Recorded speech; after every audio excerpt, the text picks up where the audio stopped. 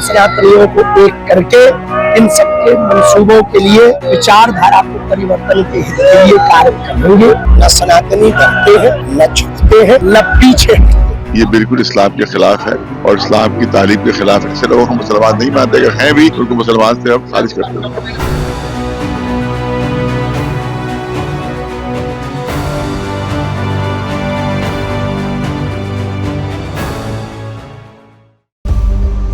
दिल्ली में हुए ब्लास्ट ने एक बार फिर देश की आत्मा को गहरी चोट पहुंचाई है। सोमवार शाम हुए इस ब्लास्ट में 10 लोगों की जान चली गई और 25 लोग गंभीर रूप से घायल हो गए। इस घटना पर बाबा और मौलवियों की भी प्रतिक्रियाएं आ रही हैं। हरियाणा के पलवल में बागेश्वर धाम के पीठाधीश्वर धीरेन्द्र कृष्ण शास्त्री और एमपी के इंदौर में कथावाचक मोरारी बापू ने हमले की कड़ी निंदा की है। हम भारत को भविष्य में सुरक्षित देखना चाहते हैं, उसके लिए वर्ल्ड वाइड लेवल पर भारत के अंदर संगठन जरूरी है, एकता जरूरी है और वो हो पाएगी पदयात्राओं से। हम सनातनियों को एक करके इन सबके मंसूबों के लिए विचारधारा को परिवर्तन के हित के लिए कार्य करेंगे, कर रहे हैं, करते रहेंगे। ये तन प्राण भारत के लिए था, है, रहेगा। निश्चित रूप से इन लोगों की इस प्रकार की कृत्य और कांडों से, धमाकों से वो भारतीयों को और सनातनियों को डराना चाहते हैं। न सनातनी डरते हैं, न झुकते हैं, न पीछे हटते हैं। पदयात्रा पूरी होकर रहेगी। वो बहुत दर्दनाक भरा पड़ रहा है। बहुत जो मृतक हुए हैं उसके लिए मेरी श्रद्धांजलि, उसके परिवारजनों के लिए मेरी दिलसोजी, और जो इंजर्ड हैं वो जल्दी स्वस्थ हो जाए। लेकिन भारत बहुत सतर्क रहना पड़ेगा, क्योंकि कब क्या हो पता नहीं लगता।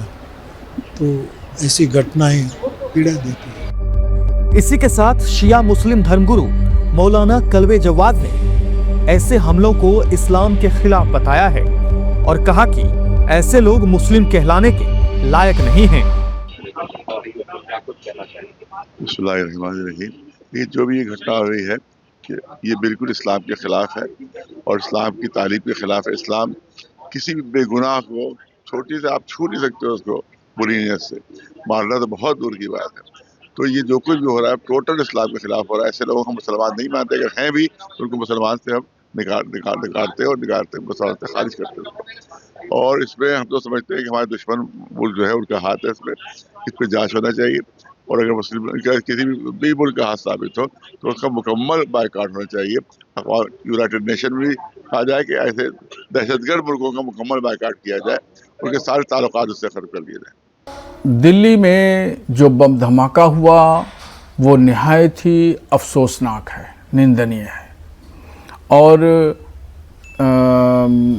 मृतक के परिजनों के साथ और जो घायल हैं उनके ख़ानदान के साथ हमारी इजहार हमदर्दी है और उनके परिवार के साथ इस दुख की घड़ी में हम साथ में खड़े हैं।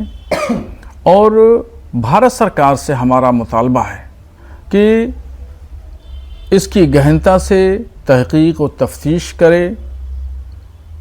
अंदरूनी मुल्क हो या बैरून मुल्क की ताकतें हों, जो भी इस घटना में मुलव्विस हैं उनको कैफरे किरदार तक पहुंचाया जाए। इस ब्लास्ट से पूरा देश हिल गया है। गृह मंत्रालय ने जांच NIA को सौंप दी है। अब सवाल है कि कितने समय में ये पता चल पाएगा कि इस घटना के पीछे कौन था, और अगर आतंकी साजिश थी तो क्या देश दुनिया को एक बार फिर ऑपरेशन सिंदूर जैसा कुछ देखने को मिलेगा।